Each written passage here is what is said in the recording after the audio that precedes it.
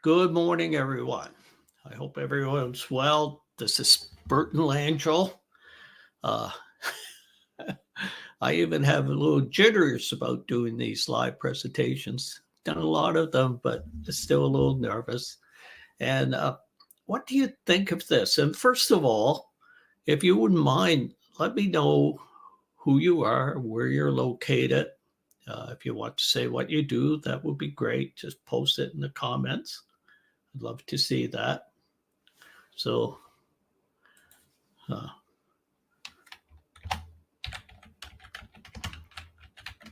where are you located? I'm in Halifax area, Nova Scotia, Canada. So I'm a Canadian. I was born here in Nova Scotia. Where are you from? Where are you living now? So just call me Bert. I just give you a moment. I know there's a little delay here. And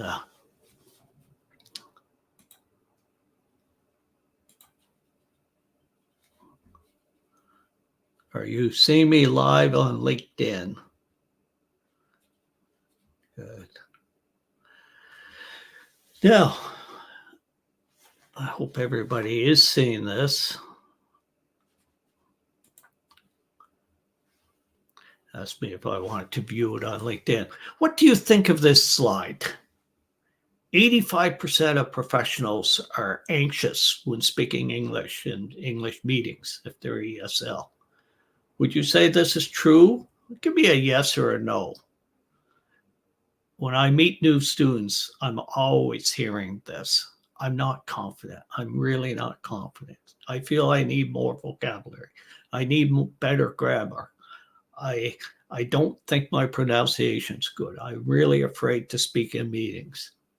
I even had a few people. Well, I had one lady that lost her job because she wasn't speaking in meetings. She was an analyst, and her English was really good, but her boss thought her English was bad because she wasn't speaking. So this can be a real problem. And stay till the end. I have a special offer for you. I have a freebie for you here. And I hope you do. I believe you're going to get a lot of value from this today.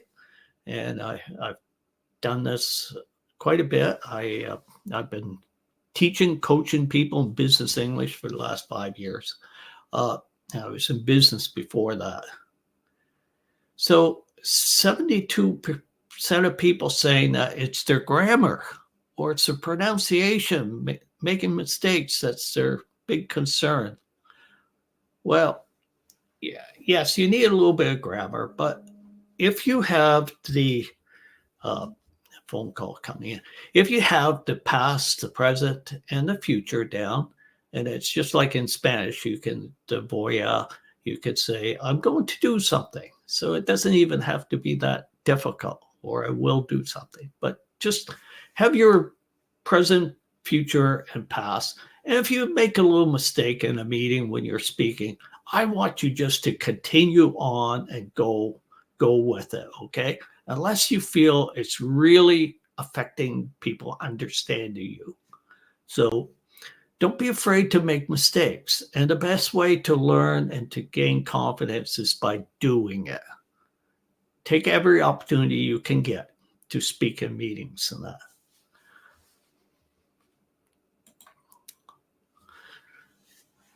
So a little bit about me. Typically I do videos and that every day. I teach, I coach people. I always have 10 to 15 students. People come to me for help with presentations. Sometimes they need to pass an exam. I'll help them with that. But usually it's professionals, managers, C-suite people I work with, typically in IT or business. I'm not really great for people who are academics or whatever. It's not my thing. They have to focus more on accuracy. I'm all about fluency. Business is about fluency. It's not so much about accuracy. And When you get over this fear of not being perfect, we're never going to be perfect. Guess what? Yeah. Then things start happening. What do you think of this quote? Does anybody have any comments on it? Fear is fear itself. Do you experience fear? Are you afraid of doing a presentation? If somebody asks you to do a presentation on something, will you avoid doing it, or will you put your hand up and say you'd like to do it? You welcome the opportunity. You appreciate the opportunity. This is what's going to move your career ahead, isn't it? We have to be self-motivated. We have to get over our fears. We can't let our fears hold us back. And I know it's difficult, but people have done huge things. And you look at this man, this is Franklin D. Roosevelt, President of the United States for 3 or 4 terms. And he took them through the Depression. He fixed it. He brought them out of the Depression. He brought them through the Second World War. Such terrible times. He was a great leader. But you know, he had a bad case of polio. He was quite crippled. But that didn't hold him back. He tackled his fears, and he was a strong leader. He was one of the first people to really use technology as president, too. He used to do these radio shows, fireside chat, and people would listen to him all over the U.S., and they loved his little fireside speech. And you know what was special about his presentation? Is he was in the now. He was talking as if they were friends by his fireplace and they were just having a chat with grandpa or something. So we need to always be in the now. We need to be present. We need to treat people as friends. And people want to help. People are generally, I'd say 99% of people are friendly and they want to help each other.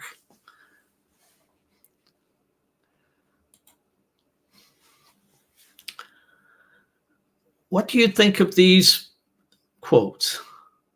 There's no perfection, only beautiful versions of brokenness.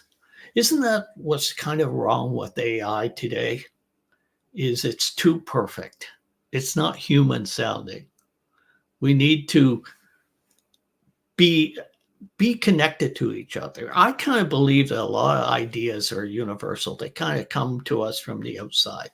Maybe that's too out there for some of you engineers or whatever, but that's the way I see the world. I see as this all being connected. To be human is to be flawed. To embrace our flaws is to be truly perfect.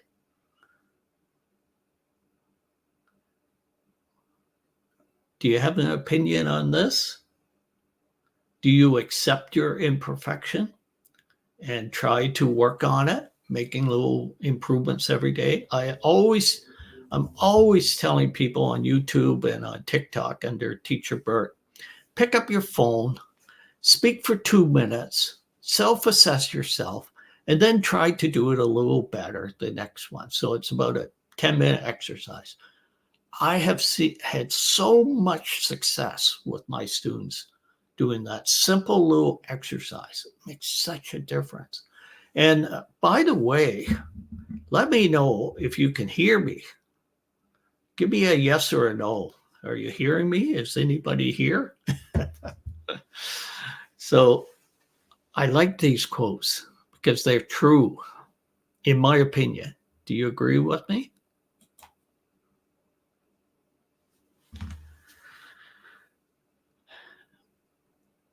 I think we all feel this imposter syndrome sometimes.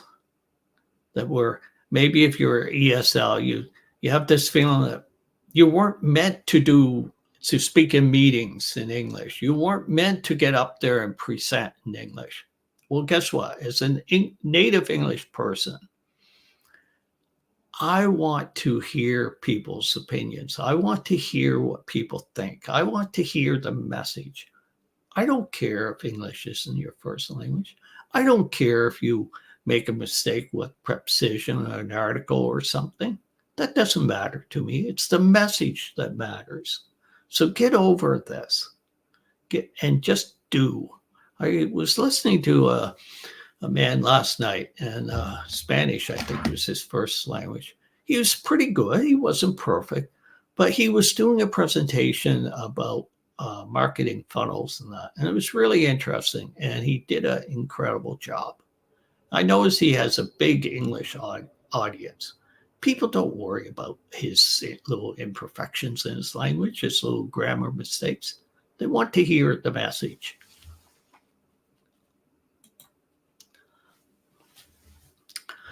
Did you ever have to face up to a bully? Were you ever bullied in school? And then I remember when I was in grade 8 or 9, I used to get pushed around by kind of a little gang of 4 or 5 bigger kids, you know. And one time, a guy was pushing me. I just hauled off and I hit him in the nose, just like that. Maybe it was kind of bad, but he was shocked. And I never, ever had a problem with him again. Never. And sometimes you just have to stand up to these people. I don't like violence, but sometimes you have to stand up for yourself, right? And so confidence. I mean, speaking of a meeting, they're not going to throw rocks at you. They're making a presentation. People aren't going to throw rocks at you. You're not going to lose your job. You're going to be prepared. You're going to do what you need to do, and you're going to do a job, a good job. People have hired me to help with the big presentation, C-suite people and that. And they tried to get out of doing the presentation, but I said, do it. Just do it. Take the opportunity and do it. And they made the presentation up and they practiced it with me. And they went and did it and they succeeded. And they proved to themselves that they could do it. And that's what counts, is actually doing things and proving to ourselves that we can do it. And look, there are things I'm afraid to do, and I try to do them. Now, some things I don't have to do. I don't have to jump out of airplanes. I don't have to go bungee jumping. I don't have to be one of those kite flyers off mountains. But if it's something that affects my work, then I have to do it. In the old days, I was in the professional liability insurance business. I insured international and national engineering firms, architectural firms. And at that time, you'd have to pick up your phone, and we didn't have cell phones. We just had those old phones. And you have to phone people and try to get a meeting with them. I hated doing it, calling a stranger, somebody I didn't know, introducing myself, and asking if I could have a meeting with them. Well, it's different today, isn't it? You put your content up, you engage with people on LinkedIn. It's a lot easier, but it worked.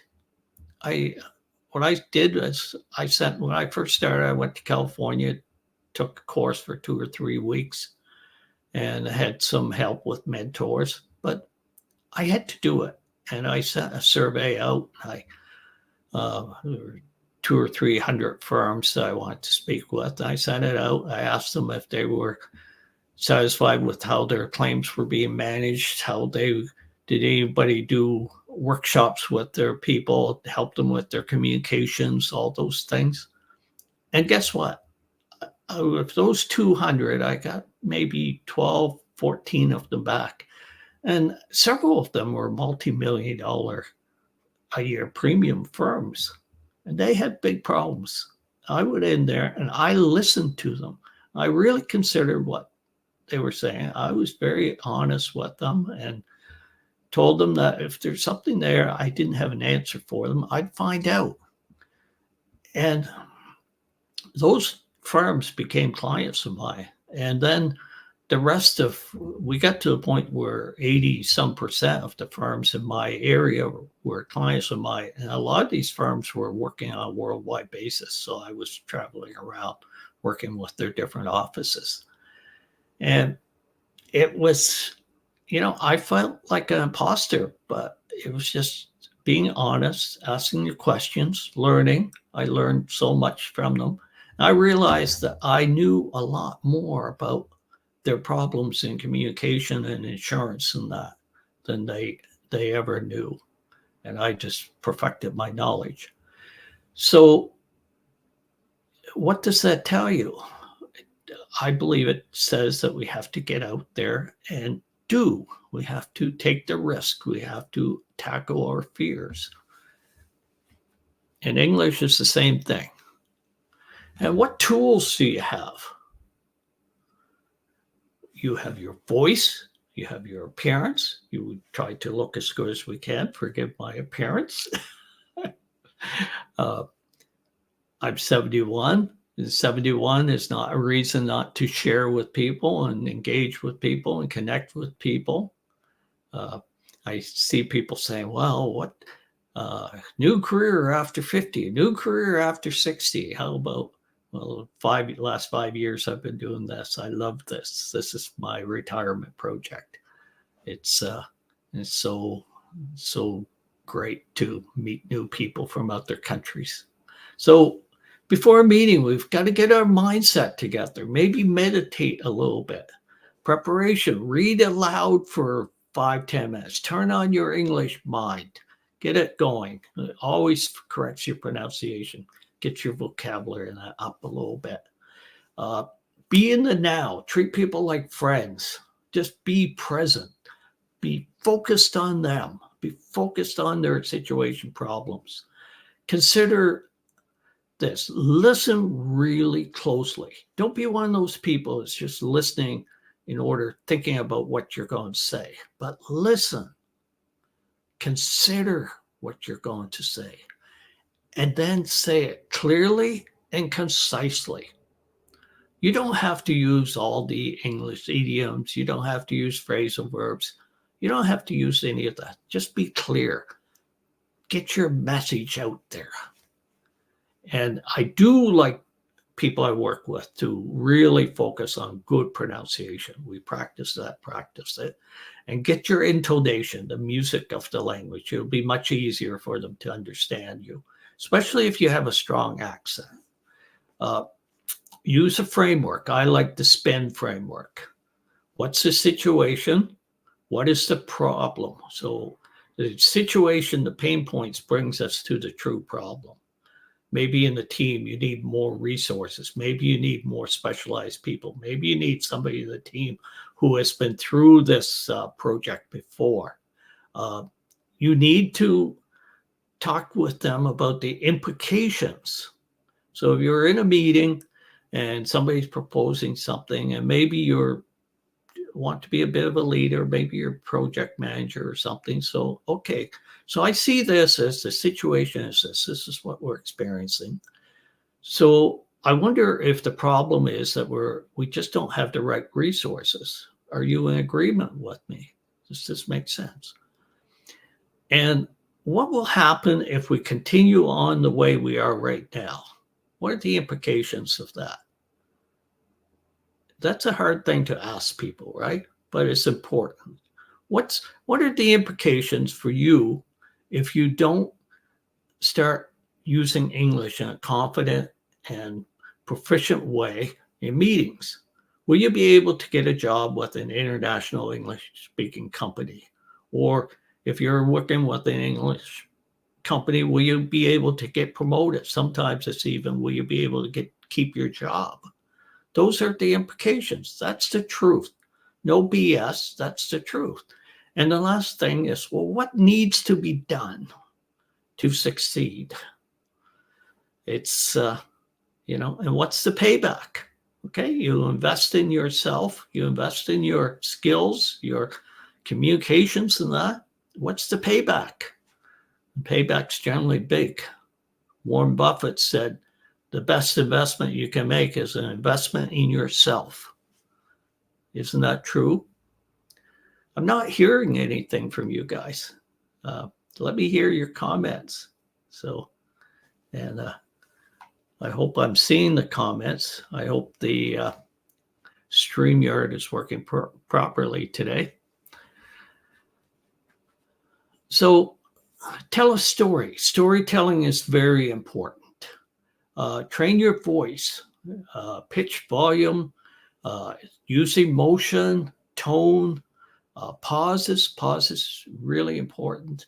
Consider a transformation. I have an offer at the end, a 10-week program to really transform your English, transform your business English.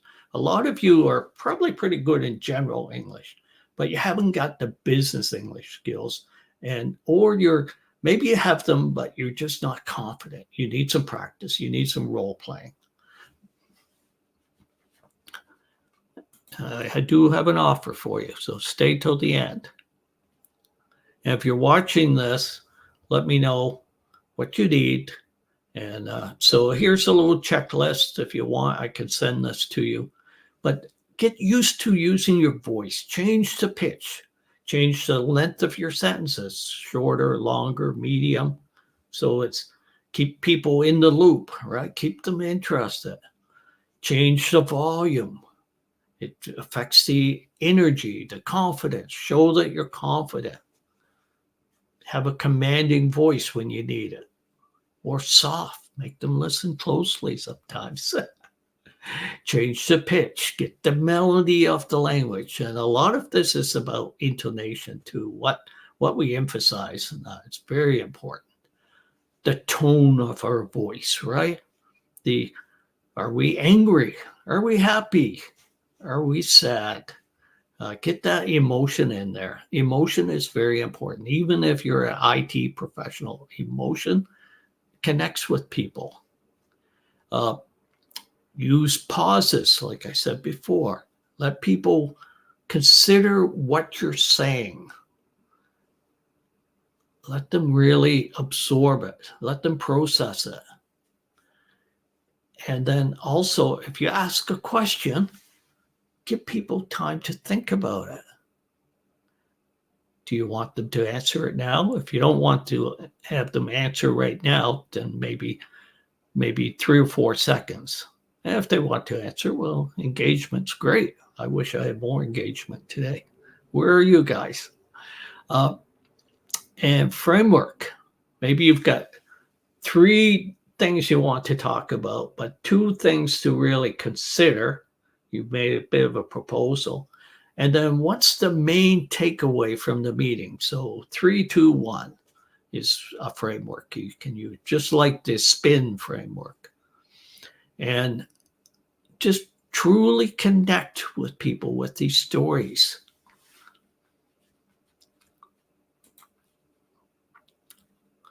Now, here's a freebie for you. And this is a big step forward. Do my 10-question quiz.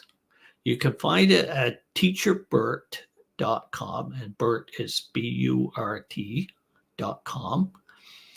And you can even, if you do this and you would like to speak with me after, we could, and it makes sense, you're an IT or business person, typically at the intermediate or above level. A lot of my students are upper intermediate, lower intermediate, advanced. I get a lot of C1 people that learned English the traditional way, have some general English, but they just don't have the business English skills. So do this quiz. I'll send you a personal report, very comprehensive, and a bit of a roadmap as to how you can improve yourself. It takes about 5 minutes, and it takes you on the road to improvement. And this is what my 10-week program is about. The first 4 weeks, meeting 1 hour a week with assignments and that, is expand your vocabulary, build confidence speaking in meetings and interviews. That's what people always are looking for. They want to be a confident English speaker, proficient. Clear communication, clear pronunciation. Introduce you to connected speech, introduce you to intonation. I'll give you exercises to do these things. So it makes it part of your natural mind. And we use program learning and natural learning, so that you don't have to think about these things. It just comes to you, just like introducing yourself in English. Just if you don't hear them, you need elaboration. Oh, that's very interesting what you're saying, but I'm not quite following you. Could you elaborate on your last point? Or if you're not fully agreeing, well, I like a number of your ideas, but I have to say that we tried this before and it didn't work so well. But have you considered this option? Something like that. But just have these things that you can say without even having to give a lot of thought to it. More thought to what you're talking about, not how your English is, and how to deliver really good presentations, how to hook the audience, bring them in, and get them engaged, and be effective at communicating. And the last one is on writing professional emails. Now that's a lot easier with Grammarly and ChatGPT.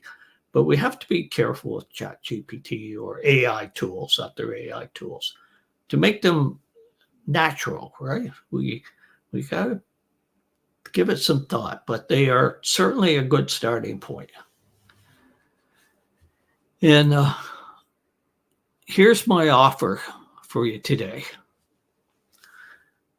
I'm going out there. So that 30-minute assessment call after you do the 10-question quiz, to make sure you qualify, make sure I'm the right person to work with you.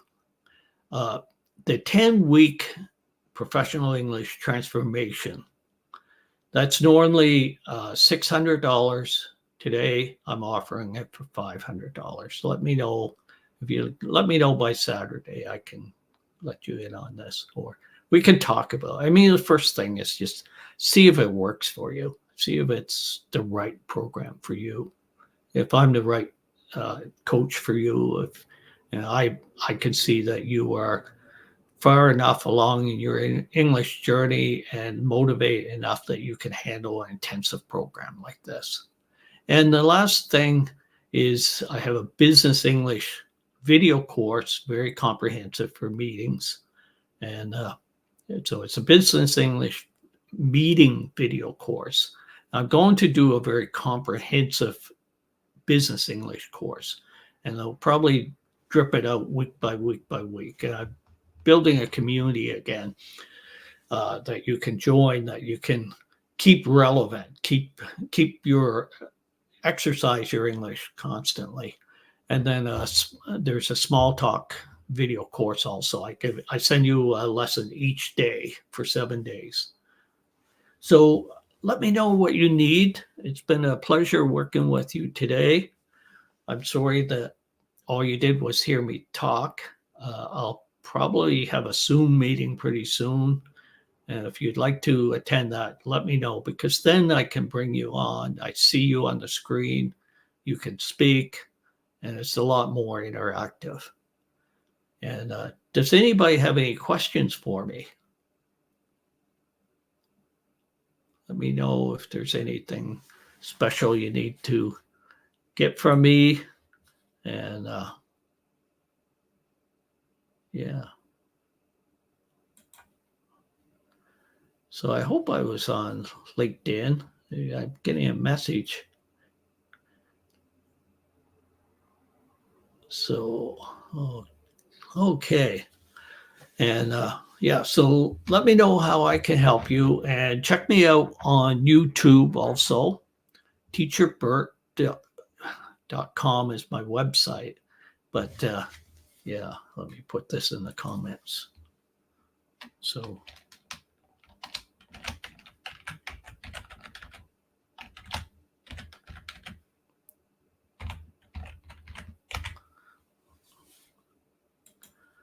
and if I didn't see your comments, if there's something that didn't work today, I'll certainly be looking at them on LinkedIn and Facebook or YouTube right after.